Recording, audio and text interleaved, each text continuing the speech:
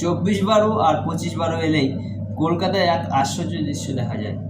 Park স্ট্রিটের এক প্রান্তে মানুষ ঢুকেছে, অন্য প্রান্ততে বেরোচ্ছে, ঠিক যেন মানব জাতির কোনো বার্ষিক মাইগ্রেশন রুট। পুলিশ বলেছে এগিয়ে যান, মানুষ এগোচ্ছে, আবার পুলিশ বলছে এদিক দিয়ে বেরিয়ে যান, আর মানুষ নির্বাক ভঙ্গির সঙ্গে বেরিয়ে যাচ্ছে। শহরের এই প্রান্ত ও প্রান্ত তো বটে, এমনকি জেলার মানুষও ট্রেন বাসে ধাক্কা খেয়ে হাজির হন এই অদ্ভুত হাঁটাহাঁটির মহাযজ্ঞে।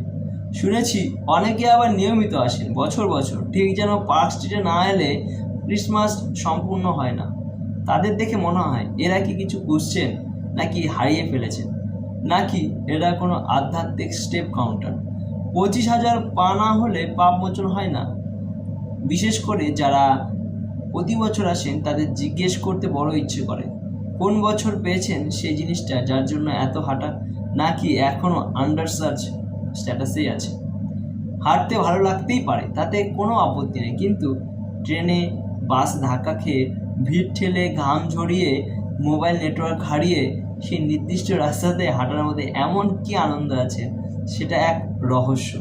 মাঝে মাঝে মনে হয় অনেকের মনে বোধহয় একটা গোপন বিশ্বাস কাজ করে, পার্ক স্ট্রিটেই বুঝি যিশুর প্রকৃত জন্মস্থান। বেথলেম ভুলে, ইতিহাস ভুল, সঠিক লোকেশন আসলে মেট্রো স্টেশনের কাছে। নইলে শুধু একটা রাস্তাতে ঢুকে আরেকটি রাস্তাতে বেরিয়ে যাওয়াকে উৎসব বলা যায় কি করে? এটা উৎসব না, এটা তো বার্ষিক মানব রাউন্ড অ্যাবাউট। সব মিলিয়ে ব্যাপারটা হাস্যকরও এবং মজারও।